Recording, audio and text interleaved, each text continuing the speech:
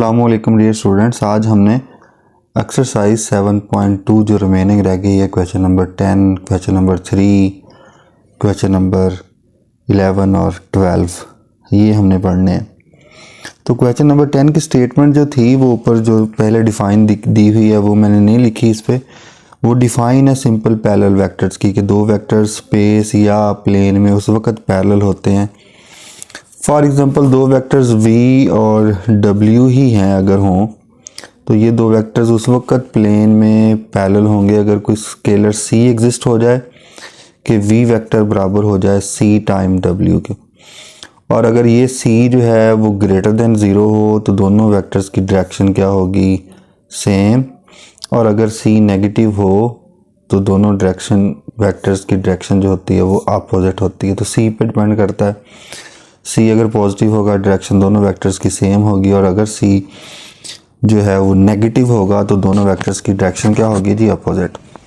तो क्वेश्चन है 10 का पहला पार्ट है, दो वेक्टर्स ऐसे फाइंड आउट करें जिनकी लेंथ 2 हो और वो पैरेलल हों वी वेक्टर के। तो हमने क्वेश्चन नंबर इस तरह का पहले पढ़ लिया हुआ है कि जब भी लेंथ कह दे इतनी हो और पैरेलल वेक्टर के दिया हो तो हमने सिंपल उसका शॉर्टकट क्या पढ़ा था कि जितनी लेंथ हो उसको हम जिसके पैरेलल करना हो, जब भी दो वेक्टर्स पैरेलल हो यूनिट वेक्टर हमें पता है सेम होता है, तो जितनी लेंथ हो वो लेंथ लें और उसके यूनिट वेक्टर से मल्टीप्लाई कर लें। अब पैरेलल बोला है, हमने पता है फिजिक्स में तो एंटी पैरेलल और पैरेलल दोनों वर्ड इस्तेमाल करता था, मैथ में सिर्फ पैरेलल का वर्ड ही इस्तेमाल करेगा। अगर तो सिंपल पैरेलल कहा होता और एक वेक्टर फाइंड आउट करना होता तो हम चाहे पॉजिटिव 2 से मल्टीप्लाई कर लेते या नेगेटिव 2 से मल्टीप्लाई कर लेते। लेंथ 2 ही होनी थी और अगर 2 पॉजिटिव होता दोनों की डायरेक्शन सेम होनी थी, और अगर 2 नेगेटिव होता दोनों की डायरेक्शन अपोजिट होनी थी। लेकिन उसने दो वेक्टर्स बोले हुए हैं तो हमने दोनों वेक्टर्स फाइंड आउट कर लेने हैं। पॉजिटिव 2 से मल्टीप्लाई कर लेंगे तो तब दोनों की डायरेक्शन सेम होगी, और अगर नेगेटिव 2 से मल्टीप्लाई कर लेंगे तब दोनों की डायरेक्शन अपोजिट होगी। लेकिन मैथ में ये पैरेलल ही इस्तेमाल करेंगे हम वर्ड। तो रिक्वायर्ड वेक्टर्स क्या होंगे, plus minus 2 unit vector of v, क्योंकि हमने v के पैरेलल करना है इसलिए यूनिट वेक्टर v का इस्तेमाल करेंगे। 2 से ज़रब देंगे तो डायरेक्शन 2 होगी, 2 से मल्टीप्लाई करेंगे तो डायरेक्शन दोनों की बेटा जी सेम होगी, और अगर नेगेटिव 2 से मल्टीप्लाई करेंगे तो डायरेक्शन दोनों की अपोजिट होगी, लेकिन लेंथ 2 ही रहेगी। तो प्लस माइनस 2 से मल्टीप्लाई कर लें यूनिट वेक्टर ऑफ v को। यूनिट वेक्टर हमें पता है वेक्टर डिवाइडेड बाय उसकी मैग्नीट्यूड। तो मैग्नीट्यूड कैसे लेते हैं जी, 2 का स्क्वायर जमा -4 का स्क्वायर जमा 4 का स्क्वायर। 2 का स्क्वायर 4 हो जाना है, -4 का स्क्वायर होने की वजह से 16 और 4 का फिर स्क्वायर 16। 16 जमा 16 32 और 4 36 का स्क्वायर रूट 6 हो जाना है, और 2 से कटिंग करवाने के बाद ये बाकी बच जाएगा आपके पास 3। अलग-अलग डिवाइड कर लें तो 2 divided by 3 iota -4 divided bye 3 iota i -4/3j और +4/3 के हर एक को 3 पे डिवाइड कर लिया। तो ये प्लस आपके दो वेक्टर्स एक पॉजिटिव में लिख देंगे, एक के बाहर आप क्या लगा देंगे, नेगेटिव लगा देंगे। उसके बाद है इसी क्वेश्चन नंबर 10 का पार्ट नंबर बी। उसमें कहता है जी कि एक कांस्टेंट जो फाइंड आउट करना है ए, उसकी कीमत क्या होगी। Find the constant a so that the vectors v and w are parallel. तो दो वेक्टर्स हमें पता है, डिफाइन हमने पढ़ी थी कि दो वेक्टर्स v और w उस वक्त पैरेलल होते हैं अगर वो कांस्टेंट c एग्जिस्ट हो जाए। तो v parallel to w, so v is equal to c time w, या c इधर v से मल्टीप्लाई करवा लें या w से मल्टीप्लाई करवा लें। तो ये डिफाइन लगाई हमने कि वेक्टर्स v पैरेलल w के उस वक्त होगा जब v बराबर c टाइम w होगा या w बराबर c टाइम v होगा। यानी कि एक वेक्टर को हम किसी नंबर से मल्टीप्लाई करवाएं और वो दोनों डिफरेंट वेक्टर्स हों, स्केलर से मल्टीप्लाई करवाने से दोनों के दरमियान इक्वालिटी होल्ड हो जाए, बराबर हो जाए, तो दोनों वेक्टर्स पैरेलल होते हैं। c नेगेटिव पॉजिटिव दोनों हो सकते हैं। v की वैल्यू i -3j + 4 के, c टाइम w की वैल्यू आपको ai + 9j - 12 के दिया है। c से मल्टीप्लाई करवाएंगे तो aci + 9cj - 12c के। इक्वेशन नंबर 1 और 2 से दरमियान में इक्वलिटी है। इक्वलिटी उस वक्त होल्ड होगी वेक्टर्स में जब कंपोनेंट सेम होंगे। इसका कंपोनेंट 1 बराबर ac के, -3 जे कंपोनेंट -3 इज इक्वल टू इधर जे कंपोनेंट 9c के बराबर और के component 4 is equal to -4k के -4c के सॉरी। अब c की वैल्यू आप यहाँ से भी ले सकते हैं, यहाँ से भी ले लेंगे, कोई फ़र्क नहीं पड़ना, सेम ही आंसर आना है। तो c की वैल्यू दाईं तरह का डिवाइड होकर -1/3 आना है। ये c की वैल्यू आप यहाँ इक्वेशन नंबर 1 में पुट कर दें और यहाँ से a इधर रहेगा और ये -1/3 उधर जाकर 3/-1 हो जाएगा और 1 से 1 कैंसिल, या कोई फ़र्क नहीं पड़ना, यानी कि ये ऐसे होना था a is equal to 1 multiply -3/1 और a की वैल्यू आपके पास किसके बराबर आ जाएगी, -3 के। आप इसी क्वेश्चन को इस तरह से भी सॉल्व कर सकते हैं। दो वेक्टर्स v और w उस वक़्त पैरेलल होंगे जब v का x कंपोनेंट जो कि 1 है डिवाइडेड बाय w का x component is equal to v का jth कंपोनेंट -3, इधर से w का j कंपोनेंट 9, v का z कंपोनेंट 4, इधर से w का z कंपोनेंट -12। इनमें भी इक्वालिटी होल्ड होती है जब वेक्टर्स पैरेलल हों। तो इधर से कोई दो इक्वल रख लें, हमने a की वैल्यू निकालनी है 1/a इज इक्वल टू -3/9 से कैंसिल होने के बाद 1/a is equal to -1/3 cross multiply -a is equal to 3 और a इज इक्वल टू -3। दोनों केसेस में आंसर सेम आएगा। तो जैसे मर्जी v जब भी पैरेलल हो w के या w पैरेलल हो v के, तो ये फार्मूला भी आप लगा सकते हैं। उसके बाद है जी क्वेश्चन 10 का थर्ड पार्ट। उसमें एक वेक्टर ऐसा कैलकुलेट करें जिसकी लेंथ 5 हो और डायरेक्शन अपोजिट हो। अब उसने डायरेक्शन अपोजिट कह दिया तो इसका मतलब हमने 5 से नहीं बल्कि -5 से मल्टीप्लाई करवा देना। तो -5 को v के यूनिट वेक्टर से मल्टीप्लाई करवा दें। तो यूनिट वेक्टर ऑफ v हमें पता है, वेक्टर ऊपर लिखेंगे, नीचे उसकी मैग्नीट्यूड ले लेंगे, 1 का स्क्वायर प्लस -2 का स्क्वायर प्लस 3 का स्क्वायर, 1 का स्क्वायर 1 -2 का स्क्वायर 4, 3 का स्क्वायर 9, 9 10 और 14, 14 अलग डिवाइड कर दें, -5/14 आई प्लस 10/14 जे -15/14 एट स्क्वायर रूट के। तो ये हमारा रिक्वायर्ड वेक्टर हो जाएगा। उसके बाद है इसी का पार्ट नंबर डी। उसमें बेटा जी a और b दो कांस्टेंट्स फाइंड आउट करें कि वेक्टर्स, इसका वैसे नाम नहीं दिया, ये वेक्टर और ये वाला वेक्टर जो है वो पैरेलल हो जाए। तो मैंने जैसे इसी के b पार्ट में सेकंड जो प्रोसीजर जैसे सॉल्व किया था वही वाला रूल लगा दिया है, वही मेथड लगा दिया है कि ये वेक्टर इसके पैरेलल उस वक्त होगा जब x component divided by second vector का x कंपोनेंट और इसका y कंपोनेंट उधर से दूसरे वेक्टर का y कंपोनेंट पे डिवाइड करवाएं, तीसरे का z कंपोनेंट उधर से दूसरे वेक्टर का z कंपोनेंट डिवाइड करवाएं। तो तीनों के आंसर सेम आते हैं जब वेक्टर्स पैरेलल हों। तो ये मैंने एक और कर लिया। इधर से a और b की वैल्यू निकालनी है, तो 3/a को मैंने लास्ट वाले 4/-2 के बराबर रख लिया और -1/b को भी 4/-2 के बराबर रख लिया। तो 3/a इज इक्वल टू -2 और उधर से ये a उधर जाकर मल्टीप्लाई हो जाएगा, -2 इधर आकर डिवाइड हो जाएगा, तो a की वैल्यू -3/2।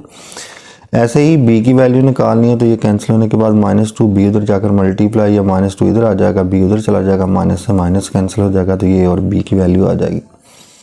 उसके बाद ये बेटा जी डिफाइन लिखी हुई है, इसके बाद पेपर में आ भी जाती है डिफाइन। डिफाइन क्या है जी, direction angles and direction cosines. अगर v आपके पास कोई भी नॉन ज़ीरो वेक्टर हो और v अगर ये स्पेस में लिया हुआ है मैंने xi plus y j plus जी के कोई वेक्टर हो non zero making angle alpha beta gamma from x axis y axis and z axis, और इन एंगल्स पे कंडीशन होती है कि ग्रेटर देन इक्वल टू 0 हो सकते हैं और less than is equal to pi हो सकते हैं, अल्फ़ा बीटा और गामा। अगर ये जैसे एक डायग्राम बनाई, ये x एक्सिस हो और ये y एक्सिस हो और ये z एक्सिस हो और ये वो वाला v वेक्टर था xi plus y j plus जी के स्पेस में, और x एक्सिस के साथ एंगल अल्फ़ा बनाए, y एक्सिस से एंगल बीटा बनाए और z एक्सिस से उस वेक्टर तक एंगल गामा बने, तो हम इन एंगल्स को बोलते हैं डायरेक्शन एंगल्स। और number cos alpha, cos beta, cos gamma, इनको हम बोलते हैं डायरेक्शन कोसाइंस। इनसे रिलेटेड एक इम्पॉर्टेंट रिजल्ट है कि sum of squares of direction cosines is always equal to 1 और cos square alpha plus cos square beta plus cos square gamma is equal to 1। ये तो v कोई नॉन ज़ीरो वेक्टर था space में x i plus y j plus जी के, और x axis के साथ एंगल अल्फ़ा बन रहा था। अगर मैं परपेंडिकुलर ड्रॉप कर दूं एक्स एक्सिस के ऊपर तो ये कोई एक्स की वैल्यू होनी है, जो भी हुई वो एक्स की 4, 5, 10, 100, 1000 जो भी होगी वो एक्स की वैल्यू होगी। और हमें पता है अगर ये वेक्टर v है तो इसको हम वेक्टर v की मैग्नीट्यूड से ज़ाहिर करेंगे यहाँ से लेकर यहाँ तक की लेंथ को। और ये हमें क्लियरली पता है कि किसी भी राइट ट्राइंगल में ये बेस ओवर हाइपोटेन्यूज जो कि कॉस के बराबर होता है, तो कॉस अल्फा बराबर क्या हो जाएगा, एक्स ओवर वी वेक्टर की मैग्नीट्यूड। सिमिलरली बेटा जी अगर मैं इसको जैसे मैंने नाम एक्स एक्सिस रखा है, अगर ये वाई एक्सिस होता और ये जी एक्सिस और ये एक्स एक्सिस होता, y अगर ये y एक्सिस होता तो परपेंडिकुलर ड्रा करने से ये y की वैल्यू होनी थी। तो यहाँ पे y एक्सिस के साथ v वेक्टर के साथ जो एंगल बनना था वो हमें पता है बीटा है। जैसे चलो अगर डायग्राम हम बना लें, ये x एक्सिस हो, ये y एक्सिस हो और ये z एक्सिस हो, अगर आप परपेंडिकुलर ड्रा करें y एक्सिस के साथ एंगल बीटा, ये y की वैल्यू होनी है और ये v वेक्टर की मैग्नीट्यूड होनी है। तो इसका मतलब फिर कॉज ऑफ बीटा जो है वो बराबर होना था y बटे में v वेक्टर की मैग्नीट्यूड। तो हमने वैल्यूज़ पुट कर ली। कॉज अल्फ़ा की value x over v vector की मैग्नीट्यूड होनी है, कॉज बीटा की value y over v vector की मैग्नीट्यूड होनी है, कॉज गामा की value z over v vector की मैग्नीट्यूड होनी है। इनके स्क्वायर्स हैं, आंसर हमें 1 चाहिए तो x का स्क्वायर बटे में v वेक्टर की मैग्नीट्यूड का स्क्वायर, y का स्क्वायर बटे में v वेक्टर की मैग्नीट्यूड का स्क्वायर, z का स्क्वायर बटे में v वेक्टर की मैग्नीट्यूड का स्क्वायर। v वेक्टर की मैग्नीट्यूड का स्क्वायर अगर हम एलसीएम ले लें तो x square plus y square plus z square होगा। और हमें पता है सिंस v बराबर किसका था, x i plus y j plus जी के बराबर। तो अगर आप इसकी मैग्नीट्यूड ले लेंगे तो x square plus y square plus z square का स्क्वायर रूट होना है। और यही मैग्नीट्यूड की वैल्यू अगर हम या दोनों तरफ अगर आप स्क्वायर ले लें, क्योंकि हमने यहाँ स्क्वायर की जगह पे वैल्यू पुट करनी है, तो ये इधर स्क्वायर लेंगे तो स्क्वायर से एलसीएम कैंसिल हो जाना। इसका मतलब ओवर में जो वैल्यू होगी वो भी x square plus y square plus z square होगी। कैंसिल होने के बाद 1 बराबर 1 के प्रूफ हो जाएगा, जो हमने साबित करना है। अब क्वेश्चन है इस तरह के, question number 3, question number 11, 12। Question number 3 में मैग्नीट्यूड फाइंड आउट करें वेक्टर की और डायरेक्शन को साइंस फाइंड आउट करें। v vector 2i plus 3j plus 4k है। मैग्नीट्यूड हमें पता है, v वेक्टर की मैग्नीट्यूड को हम बार 2 लगा के लाइनें लगा के ज़ाहिर कर लेते हैं, या अकेला v लिख लें तब भी मैग्नीट्यूड को ज़ाहिर कर लेते हैं। वो बराबर होती है कंपोनेंट 2 का स्क्वायर प्लस 3 का स्क्वायर प्लस 4 का square, square root 4 plus 9 plus 16 और ये आंसर 29 आ जाएगा square root. Direction cosines cos of alpha या LMN से भी ज़ाहिर कर लेते हैं। Cos of alpha x over v vector की मैग्नीट्यूड था। अगर एंगल दिए हो तो फिर आपने कॉज ले लेना है, वो डायरेक्शन को साइन होगा। कॉज बीटा आपको पता अगर हो तो कॉज साथ लगा देने, वो हमारा डायरेक्शन को साइन। अगर कॉज के साथ वाला एंगल ना दिया हो तो फिर हमें पता है cos alpha base over hypotenuse जो कि x ओवर v वेक्टर की मैग्नीट्यूड था, cos beta y over v vector की magnitude, cos gamma z over v vector की मैग्नीट्यूड। तो वैल्यूज पुट कर दें। x कंपोनेंट 2 बटे में मैग्नीट्यूड 29 स्क्वायर रूट, ऐसे y कंपोनेंट 3 बटे में v वेक्टर की magnitude, cos of gamma z component 4 divided by v vector की magnitude. Similarly third part v vector is equal to 4i minus 5j, आपने magnitude ले लेनी है, 4 का स्क्वायर माइनस 5 का square 25 41। Cause of alpha x बटे में v वेक्टर की मैग्नीट्यूड 4 बटे में 41 का स्क्वायर रूट, कॉज बीटा ऐसे ही y माइनस 5 ओवर 41 का square root. Cos of gamma क्योंकि z एक है ही नहीं है तो हम इसे 0 z भी लिख सकते हैं, तो ये 0k भी लिख सकते हैं। z कंपोनेंट 0 है तो इसका मतलब ये हो जाएगा 0 डिवाइडेड बाय 41 का स्क्वायर रूट और आंसर बराबर 0 हो जाना है। ऐसा ही मिलता जुलता बेटा जी क्वेश्चन नंबर 11 है। Find direction cosines for a given vector. पहले 2 पार्ट सेम, तीसरे वाले में पी क्यू वेक्टर मालूम करना है। p के कंपोनेंट 2 1 5, q के कंपोनेंट 1 3 1 है। पी क्यू वेक्टर निकाल लें, q के x में से p का x माइनस q के y में से p का x y माइनस q के z में से p का z माइनस तो 1 minus 2 into i plus 3 minus 1 into j plus 1 minus 5 into k minus i plus 2j minus 4k। Magnitude ले लें -1 का स्केयर प्लस 2 का स्केयर प्लस -4 का स्केयर और स्केयर रूट 1 प्लस 4 प्लस 16 और 21 स्केयर रूट। तो cause of alpha x बटे में पी क्यू की मैग्नीट्यूड -1 बटे में 21 का स्केयर रूट। अक्सर क्वेश्चन में स्टूडेंट्स की गलती ये होती है, यहाँ पे आई जे के लगा लेते हैं। कॉज क्योंकि हम ले रहे हैं, कॉज आंसर वेक्टर नहीं देता, नंबर देता है और बराबर होता है बेस बटा हाइपोटेन्यूस बेस। कॉज अगर एंगल अल्फ़ा बनेगा एक्स एक्सिस के साथ तो बेस x होगी, अगर एंगल बीटा बनेगा तो बेस y होगी, अगर एंगल गैमा होगा तो बेस g होगी। तो -1 बटे में 21 का स्केयर रूट, 2 बटे में 21 का स्केयर रूट, -4 बटे में 21 का स्केयर रूट। लास्ट क्वेश्चन है, which of the following triples can be direction angle of a single vector. Short question या फिर एमसीक्यूज बन सकता है। 45 स्केयर रूट, 45 45 60 डिग्री। क्या ये तीनों एक वेक्टर के एंगल्स हैं, डायरेक्शन एंगल्स हैं? और हमने रिजल्ट पढ़ा था कि अगर डायरेक्शन एंगल्स हों तो डायरेक्शन कोसाइंस का सिंगल वेक्टर के अगर alpha beta gamma direction angle हो तो डायरेक्शन कोसाइंस के स्क्वायर का सम 1 होता है। ये रिजल्ट हमने पढ़ा था।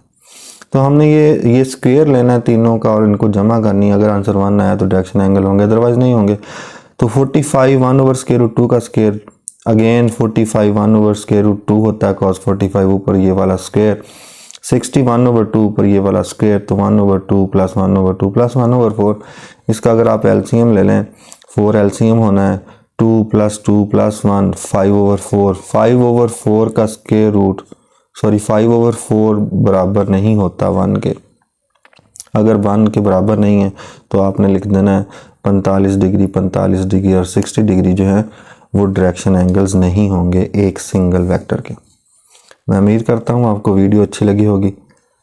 तो आप लोगों ने चैनल को लाजमी सब्सक्राइब करना है ताकि आपके पास सेकंड ईयर का पूरा मटेरियल पहुँच सके। Thank you.